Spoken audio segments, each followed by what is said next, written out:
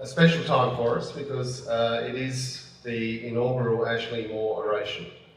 The oration has been established in Ashleigh's name to highlight an individual who's made an outstanding contribution to cancer survivorship in Australia. I would like to acknowledge Ashleigh's wife, Justine Chilman-Moore.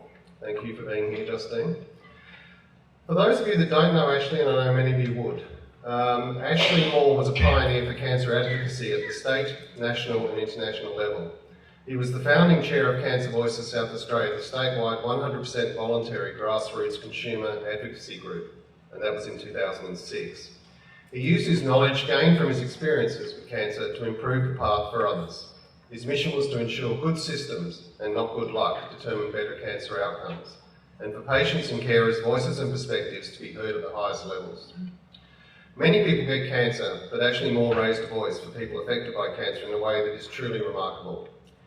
He knew the power of a single voice to create change, and as we all know, he used his voice with great effect on many issues. And I was the recipient of that voice on a number of issues, I might add. His achievements in cancer advocacy were rightly recognised by an Order of Australia Medal in 2012 for services to cancer support and community health through Cancer Voices South Australia. They are now remembered through this oration. It is my pleasure to announce that and I think everybody knows, that the person selected to deliver the Ashleigh Moore oration, the inaugural oration, is Sally Crossing AM. Sally is well known, I think, to just about everybody in the room. She is living well with metastatic breast cancer, having been first diagnosed with early breast cancer in 1995. She founded and chaired the Breast Cancer Action Group from 1997 and Cancer Voices, the independent generic voice of people affected by cancer, from 2000. She was made a member of the Order of Australia for her work in cancer consumer advocacy in 2005 and received an honorary doctorate at the University of Sydney in 2014 in recognition of her extraordinary leadership and contributions to supporting those with cancer from diagnosis through treatment, care, support and survivorship in both advocacy and research. She is, of course, the convener of Cancer Voices Australia, which also facilitates the Australian Cancer Consumer Network, bringing together a bigger, approximately 30 consumer groups, I believe, voice for Australians affected by cancer. I can safely say Ashleigh would have been very pleased with that choice. So thank you, Sally, for accepting, and I welcome you. Such an honour to have been chosen to give the inaugural Ashleigh Moore oration. I'm especially pleased, not only as I know a number of fine potential inaugurators were considered, but because choosing a cancer consumer advocate to give this first oration is absolutely appropriate. Height. And Ashleigh would have been mightily pleased. Apart from my own 18 years in this important new business of making sure that the voice of people affected by cancer is heard wherever decisions with impact for us are made, I have another claim to be seen to. I too, as Ross mentioned, am a true blue survivor, having notched up 20 years exactly and still going fairly strong. My husband's sitting here, so he'll how strong or not that might be. I'm really thrilled that this two-day conference on the extremely important topic of survivorship has been developed and finessed with informed cancer consumers. And these sourced largely and appropriately from our sister organisation, Cancer Voices South Australia. With is in capitals, because it's very different to for, which is not in capitals, which was so often the case, even with the best of medical model intentions. The conference content team were right on the ball in recognising from the start that with consumers is much more productive for everyone than for them. You may hear a bit more, but this is a bit of a chorus throughout my address. Ashleigh Moore and me. As survivors of our cancers, Ashleigh and I became very close partners in cancer consumer advocacy, working hard as volunteer advocates to improve the experience for others like ourselves, who had inadvertently joined the Big C Club. No mean challenge, especially now that cancer kills more Australians than any other cause of death, as well as being the greatest disease-related burden on our society. Around 130,000 Australians will be diagnosed this year, reaching 150,000 in 2020. Not only do we die of our disease, but many more of us, as Dr. pointed out, are living with and surviving for much longer than before. I'm a case in point, and so was Ashleigh until this time last year. Survivorship, however we define it, has become a priority. Ashleigh and I met through our shared enthusiasm for an independent cancer consumer voice. Cancer Voices, my home cancer consumer organisation, and his began in 2000, initially in New South Wales. The concept soon spread, sometimes with the help of cancer councils, responding to our prompting and their own recognition of its value. Ashleigh and I introduced ourselves at a COSA conference in Melbourne in 2006.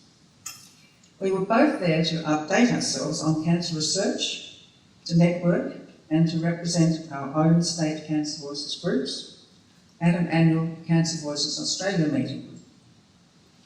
We hit it off, bounced ideas around each other, and began a partnership which leveraged our different cancer and life experiences. I think he did a bit more talking than I was able to. We also became good friends, as you often do in this club. We even lived together for 4 winter weeks at my place in Sydney, when Ashleigh underwent some fine-tuned radiotherapy at my local hospital, Royal North Shore. It was during this time that my husband and I discovered that Ashleigh was an excellent subcontinental cook.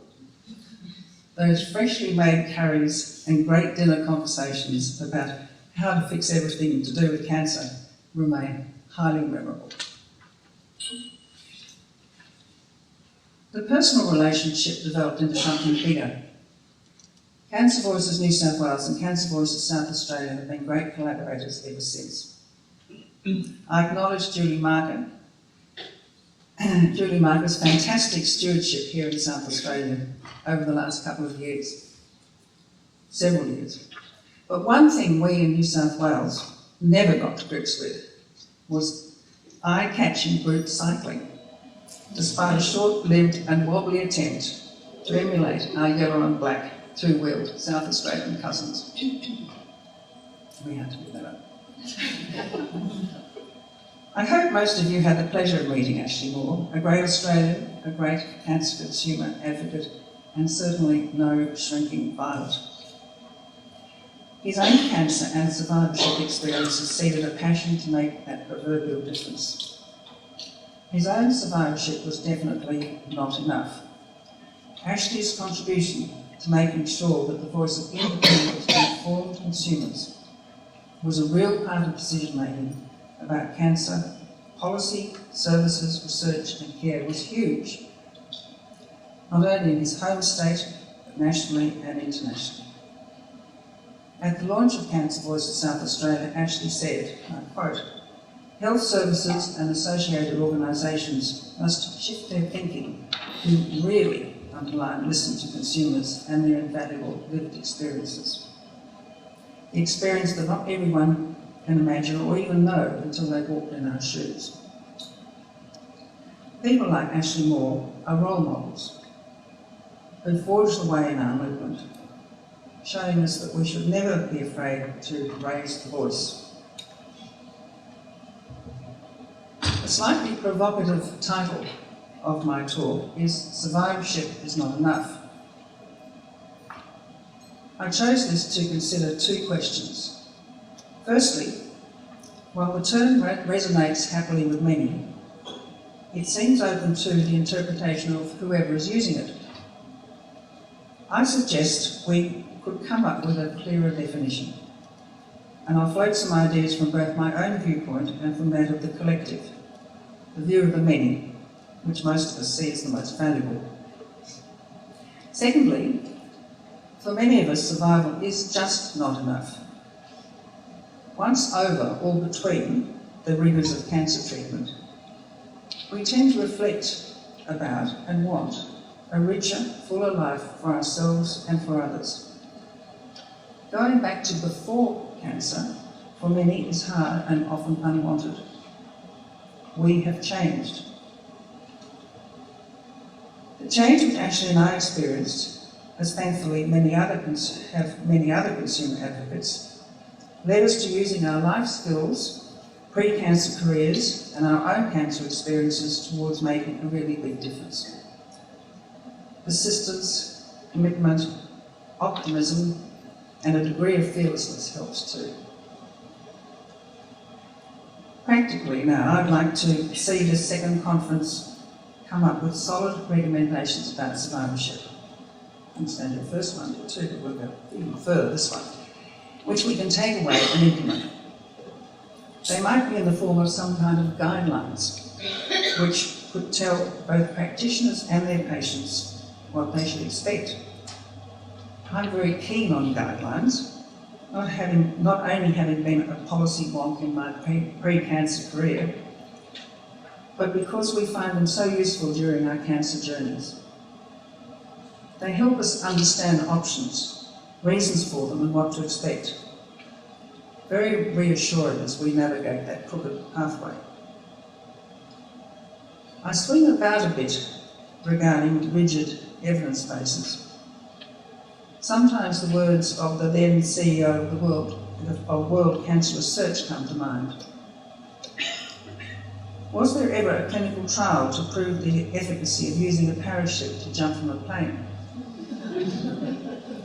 I heard him tell that one at a big cancer conference and suggested it can apply to many of the debated aspects of survivorship. And a parachute would be good too. Or am I mixing metaphors? So what is survivorship? Is it a skill we patients should learn? Or is it a bigger term describing how we handle our cancer from go to woe? Obviously, we need to decide just what survivorship is. We consumers see it as beginning at our first diagnosis and extending right through the cancer journey. Many of the neat diagrammatic descriptions get it right till they assume that treatment has ended, inverted commas, at some point. In real life, cancer treatment can never be thought to have ended until death. Cancer has a nasty habit of sneaking back. And just as early diagnosis of the initial disease is a driver for better outcomes, so is early catching of recurrence and progression.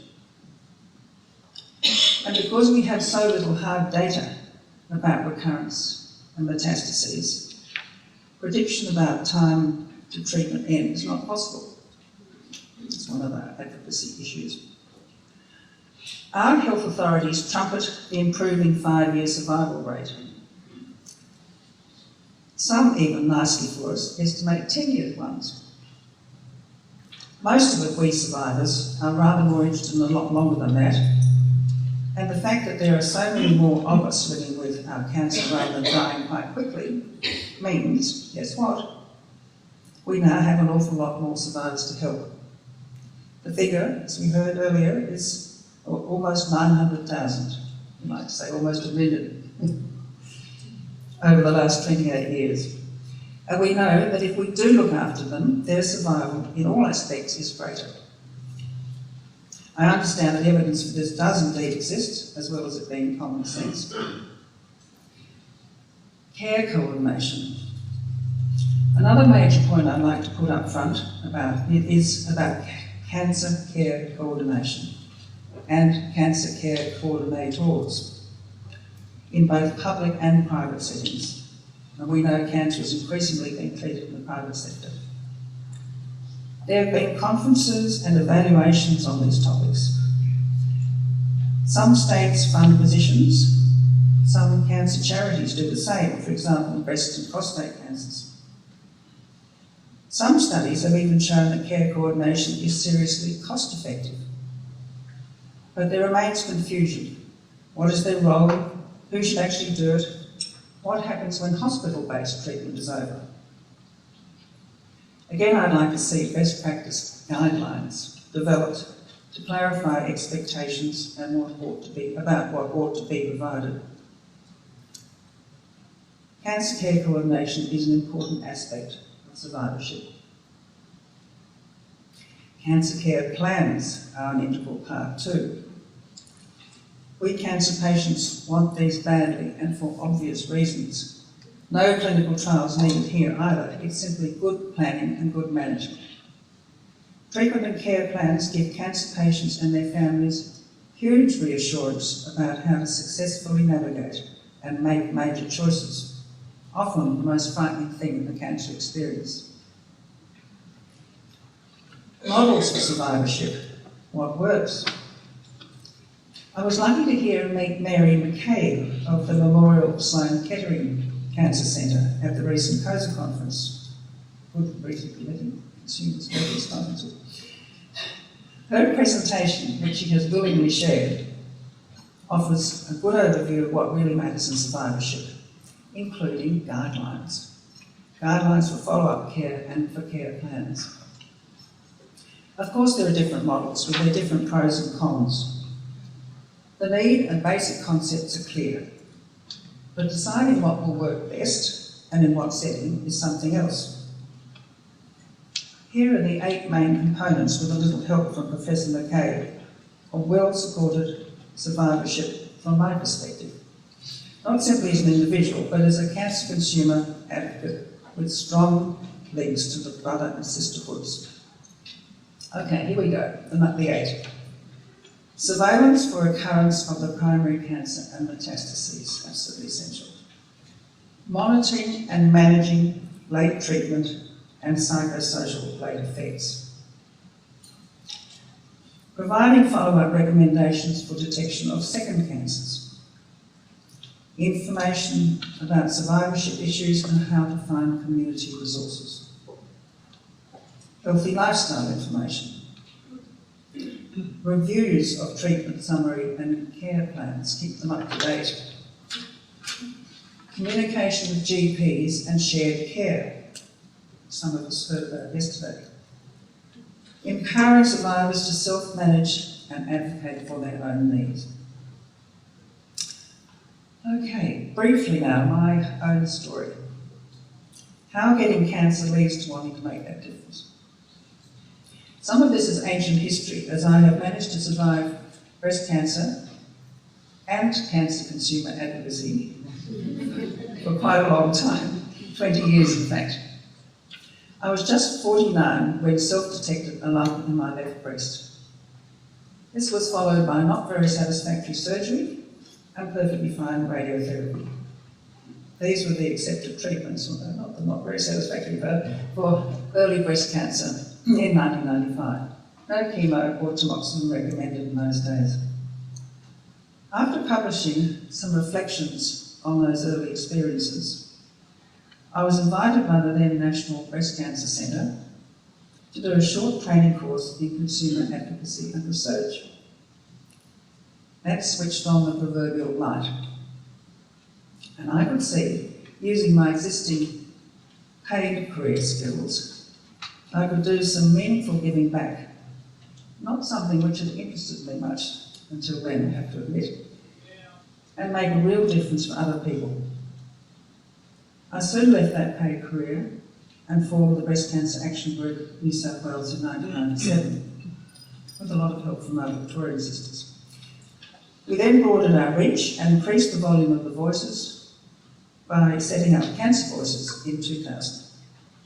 Cancer Voices Australia, with which I remain very involved for national issues, followed.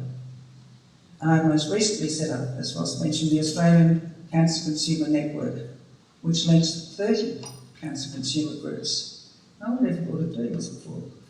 Some generic like Cancer Voices, and others for specific cancers. This was launched in Federal Parliament in November by the Parliamentarians Supporting Cancer Causes.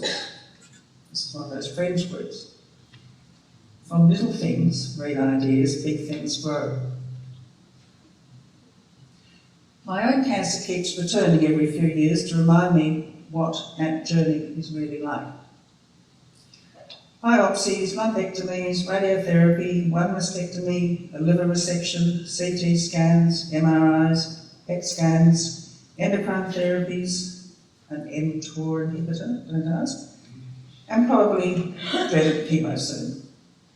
But so far, although metastatic for many years, we, my medical team and I, are keeping it fairly well at bay. Luckily, there are now drugs which were only a twinkle in the eyes of researchers when I was first diagnosed, which are more targeted for my kind of cancer. The two I now take are subsidised by the Pharmaceutical Benefits Scheme. So thank you to the compassionate taxpayers. Yet there is no certainty that these will work.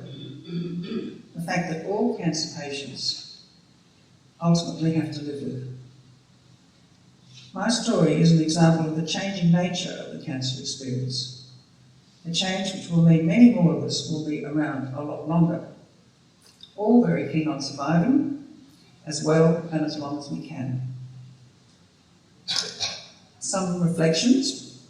If I hadn't developed, lived with, and so far survived cancer, I certainly would not have had this extraordinarily rewarding career of cancer consumer advocacy. Ashleigh would have agreed strongly that committed individuals who come together with determination and passion can and do move quite a few mountains. Just give us time, help us survive, please. My message here is that the collective of willing, informed, inspired and networked individuals is the strength of the voice. Individuals alone may help, but do not have the credibility of the power of the many. This is a basic democratic concept, nothing new at all, and we know it works. Just a little bit of historical context now, because last year we celebrated the 20th anniversary of the Australian cancer consumer movement. It began in Melbourne in 1994 by a group of women with breast cancer. Yes, we have indeed led the field, and yes, we are always keen to share what we've learned. Who developed a vision for getting consumer input into decision making about treatment, care, even the direction of research. It was initiated by the experience of one passionate woman, but she was smart enough to understand the much greater power of many voices calling for the same thing. Their first advocacy action, and this was the Breast Cancer Action Group, was to successfully get the drug Taxol onto the PBS. There's more about this in the brief history of the movement and its significance, which I wrote in a November issue of Cancer Forum. Okay, so what have we achieved? Exercising the louder, persistent, independent and informed voice has brought all sorts of improvements to the cancer journey. These are recorded in publications, newsletters and on the websites of consumer groups like Cancer Voices. For example, more comprehensive cancer centres, not more comprehensive, but more of them, and more comprehensive.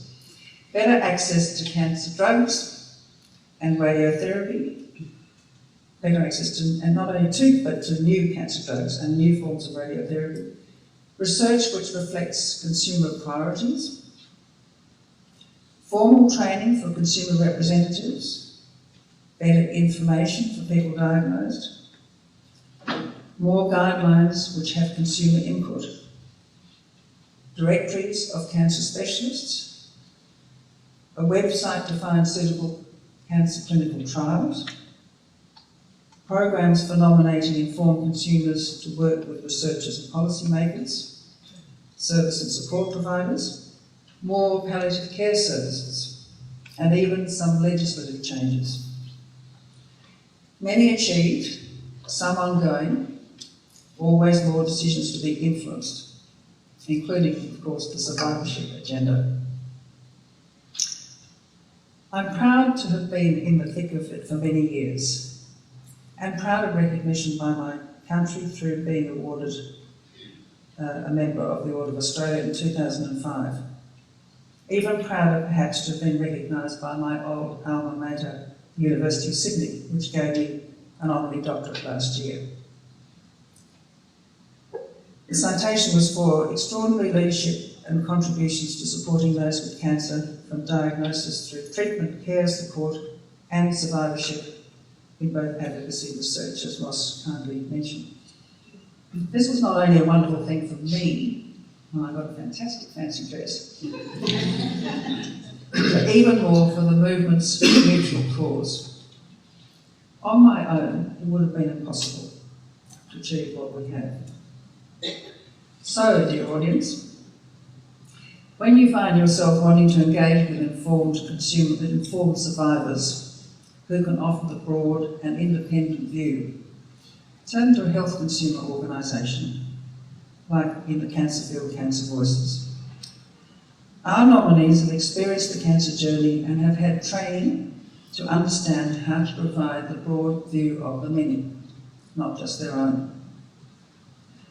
The familiar catch cry of "nothing about us without us" sums it up very well.